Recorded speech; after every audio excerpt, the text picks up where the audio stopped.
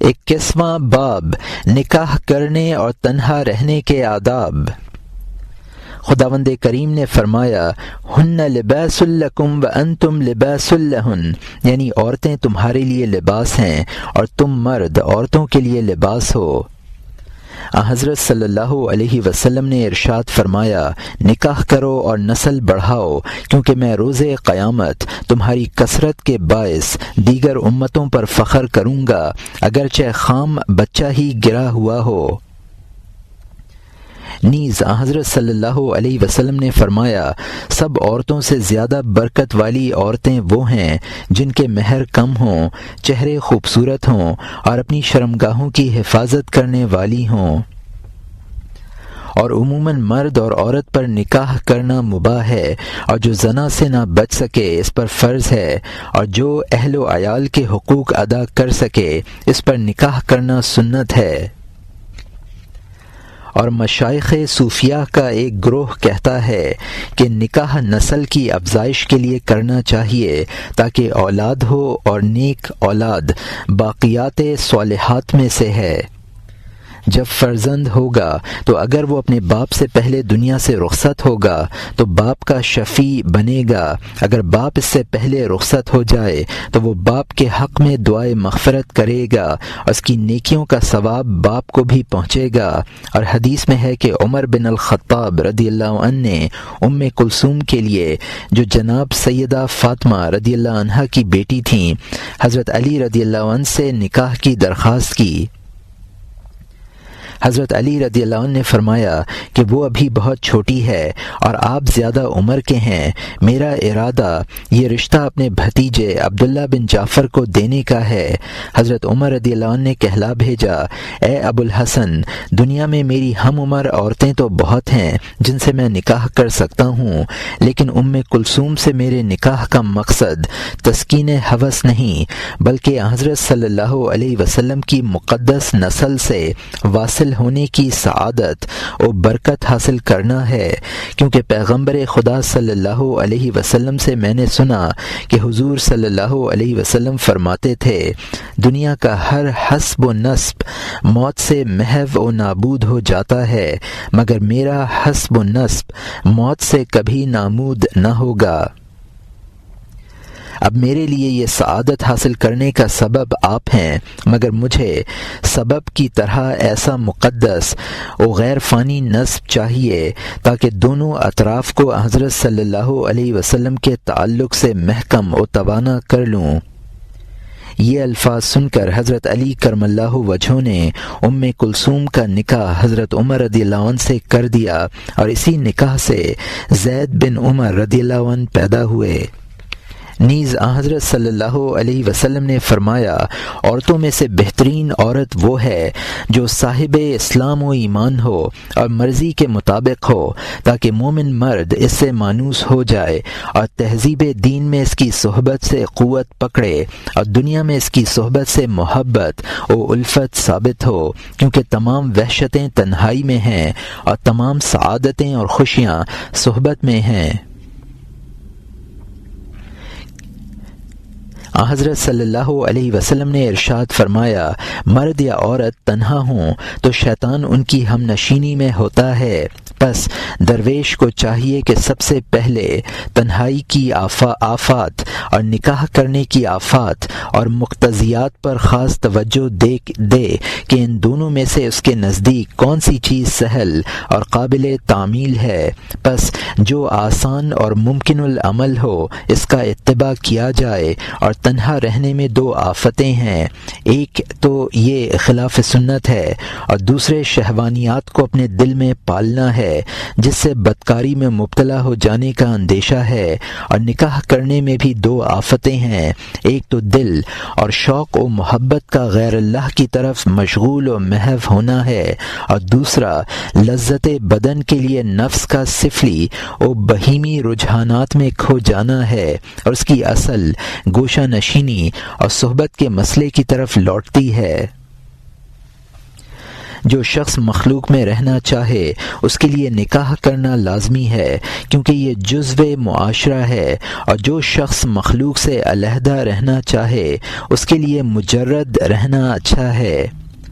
اور حضرت صلی اللہ علیہ وسلم نے فرمایا، چلو چلو عبادت میں تیز گام ہو جاؤ، کیونکہ مجرد لوگ تم سے آگے بڑھ گئے ہیں۔ اور حسین ابن ابو الحسین بصری رحمۃ اللہ علیہ فرماتے ہیں، ہلکے بوجھ والوں نے نجات پائی اور بھاری بوجھ والے ہلاک و برباد ہوئے۔ جب ایک درویش نکاح کر چکے تو اپنے اور اپنی بیوی کے لیے حلال کی روزی کمائے اور اس کے تمام حقوق کے زوجیت پورے کرے۔ زوجہ کا مہر بھی حلال کی کمائی سے ہونا چاہیے، اور جب تک زوجہ کے متعلق خدا کے معین کردہ فرائض میں سے کوئی امر باقی ہے تب تک اپنے نفس کی خواہش میں مشغول نہ ہو، اور جب اپنے وظائف و اوراد سے فارغ ہو جائے تو اس کے بچھونے کی طرف قصد کرے، اور مجامعت سے پہلے اللہ تعالیٰ کی مناجات ایسے الفاظ میں کرے، میرے پروردگار، تو نے اپنی حکمت بالغہ سے جس شہوت کو آدمی کی تنیت میں گوندھا ہوا ہے تاکہ نسل آدم باقی رہے اور تیرا جہان آباد ہو، تیرے علم میں میرا یہ صحبت کرنا موجود تھا، لہٰذا یا اللہ مجھے صحبت سے اولاد صالح عطا فرما جو تیرے احکام کی متی ہو، اور میرے لیے بھی کسی غفلت و معصیت یا رنج و پریشانی کا باعث نہ بنے۔ سہل بن عبداللہ تستری رحمۃ اللہ علیہ بیان فرماتے ہیں کہ ان کا ایک لڑکا تھا، جب اس کو بھوک لگتی تو اپنی ماں سے کھانا مانگتا، اس کی ماں کہتی خدا سے مانگ، تب وہ محراب میں سجدہ کرتا، اور اسی دوران اس کی ماں مخفی طور پر فوراً کھانا اس طرح وہاں رکھ دیتی کہ سجدہ سے سر اٹھانے پر لڑکا کھانا اپنے سامنے موجود پاتا، اور اس کو یہی یقین ہوتا کہ کھانا میری ماں نے نہیں دیا بلکہ خداوند کریم نے عطا کیا ہے، یہاں تک کہ اس لڑکے کو مخلوق سے نہیں بلکہ خدا سے ہی مانگنے کی عادت پختہ ہو گئی، حتیٰ کہ وہ ایک روز مدرسہ سے آیا اور اسے بھوک شدت سے لگ رہی تھی، وہ ماں کو بتائے یا کھانا طلب کیے بغیر سیدھا محراب میں جا کر سجدے میں پڑ گیا، اور خدا تعالی سے جو کھانا مانگا تھا حق تعالی نے اس کے سامنے موجود کر دیا۔ جب اس کی ماں اندر آئی تو اس نے وہ کھانا دیکھ کر حیرت سے کہا، اے لڑکے، کھانا کہاں سے آیا ہے؟ اس نے جواب دیا، جہاں سے ہر روز آیا کرتا ہے۔ پس ایک درویش اور صوفی کو چاہیے کہ وہ نہ صرف اپنی زوجہ کو تعلیمات شریعت کے مطابق رکھے بلکہ اپنی اولاد کی تعلیم و تربیت بھی تعلیمات اسلام اور توحید و سنت کے مطابق رکھے، کیونکہ وہ روز حشر اپنی طرح اپنے اہل و عیال کے متعلق بھی حضور حق جواب دہ ہوگا، اور اس سے دلیل یہ ہے کہ یا ایھا الذین آمنوا قوا انفسکم واہلیکم نارا، یعنی اے ایمان والو، خود کو اور اپنے بیوی بچوں کو عذاب دوزخ سے بچاؤ۔ اور ہمارے زمانے میں پابندی شریعت اور مطیع و فرمانبردار عورت کا دستیاب ہونا بہت دشوار ہے۔ ہاں، نفس امارہ کی پیروی کرنے والی، فضول گو، کذاب، بددیانت، فتنہ انگیز، سرکش، نافرمان، مسرف اور محال چیزوں کی طلب کرنے والی عورتیں بہت ہوں گی۔ یہی وجہ ہے کہ لوگوں نے مجرد اور تنہا رہنے کو ازدواجی زندگی پر ترجیح دے رکھی ہے، اور انہوں نے اس حدیث کا احترام کیا ہے کہ حضرت صلی اللہ علیہ وسلم نے فرمایا، آخر زمانے میں سب لوگوں سے بہتر خفیف الحاظ ہوں گے۔ عرض کی گئی کہ یا رسول اللہ، خفیف الحاظ کسے کہتے ہیں؟ آپ نے فرمایا، جس کی نہ تو بیوی ہو اور نہ اولاد۔ نیز حضرت صلی اللہ علیہ وسلم نے فرمایا، عبادت میں سعی و کوشش کرو کہ مجرد لوگ آگے بڑھ گئے ہیں، اور مشائخ طریقت نے اس پر اتفاق کیا ہے کہ مجرد درویش سب پر فضیلت رکھتے ہیں، بشرط یہ کہ وہ نفس کی آفات سے محفوظ رہیں اور شہوانیات کے مرتکب نہ ہوں۔ اور مشائخ فرماتے ہیں کہ جب عورتیں اس کے نزدیک بہت ہی محبوب ہوں اور جن سے لطیف کا حسن و جمال اس کی طبیعت پر گہرا اثر کرے تو اس کے لیے مجرد کی بجائے نکاح کر لینا اچھا ہے۔ بہرحال کسی بھی اہل اللہ اور ہوش مند شخص کو عورتوں کے فتنوں سے غافل و بے خبر نہیں رہنا چاہیے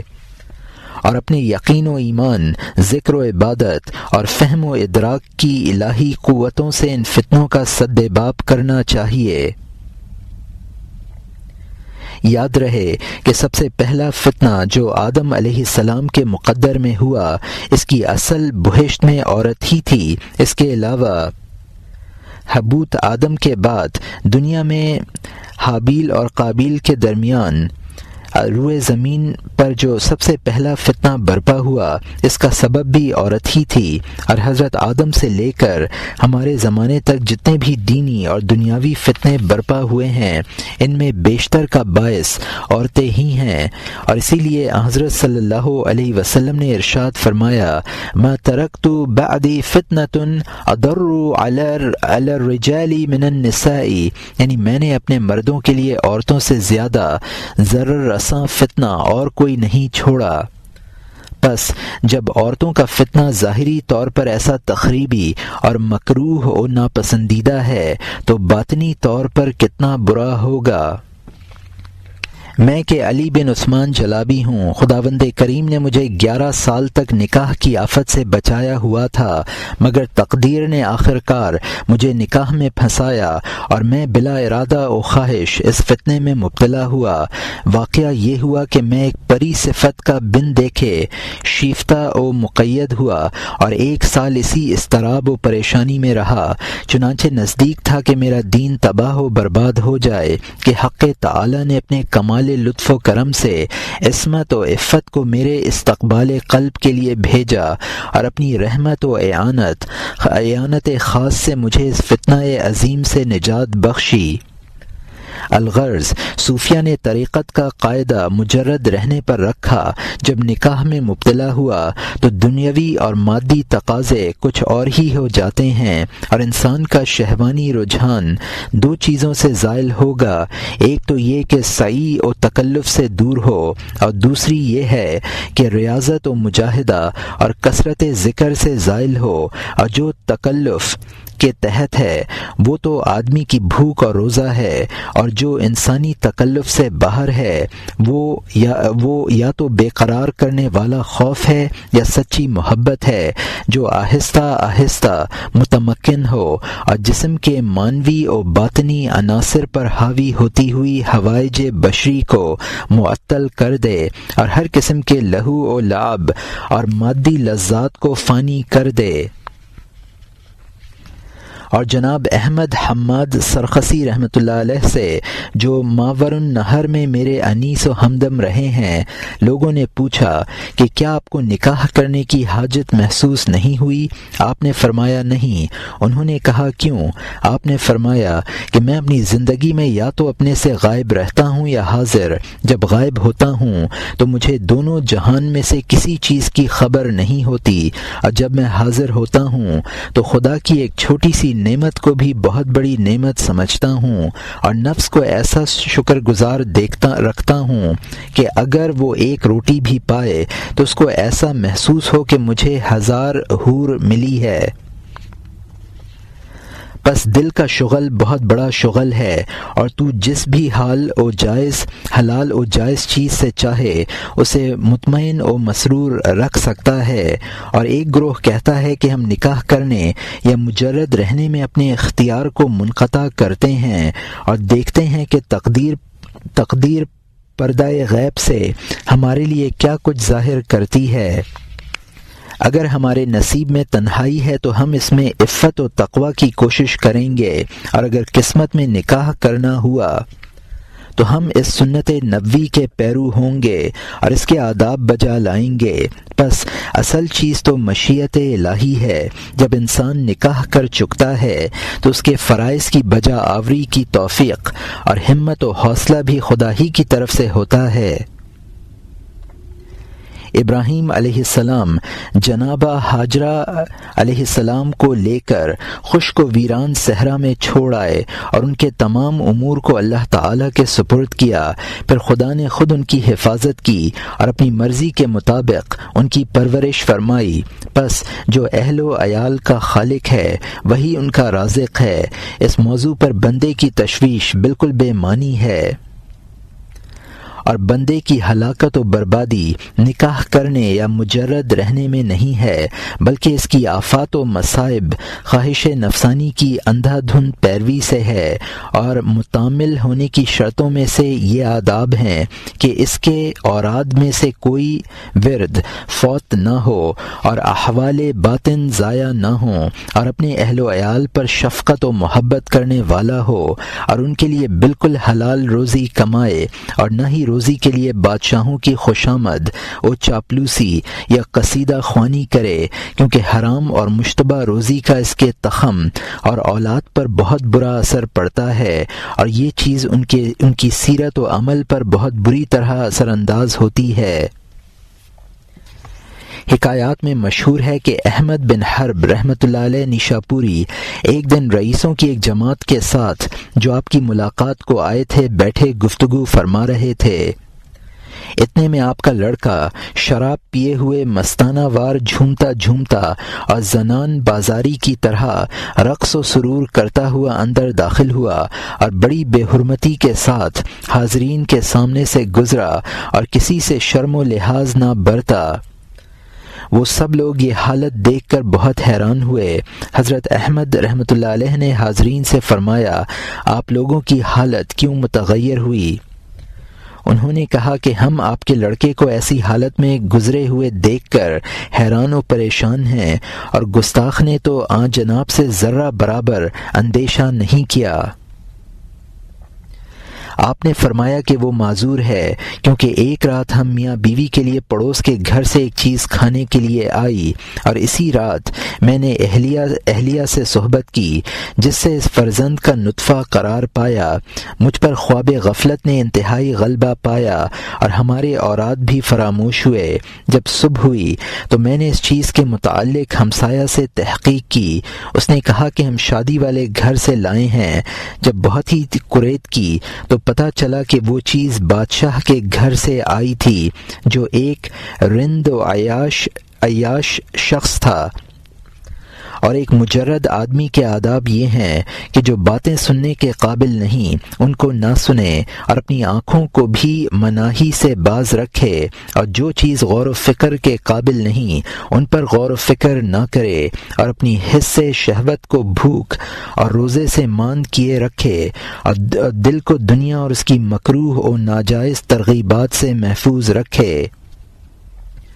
اور اپنی خواہشات نفسانی کو کبھی الہام نہ کہے، اور نہ وساوس شیطانی کی کسی رنگ میں جائز تعویل کرے تاکہ وہ طریقت میں مقبول ہو۔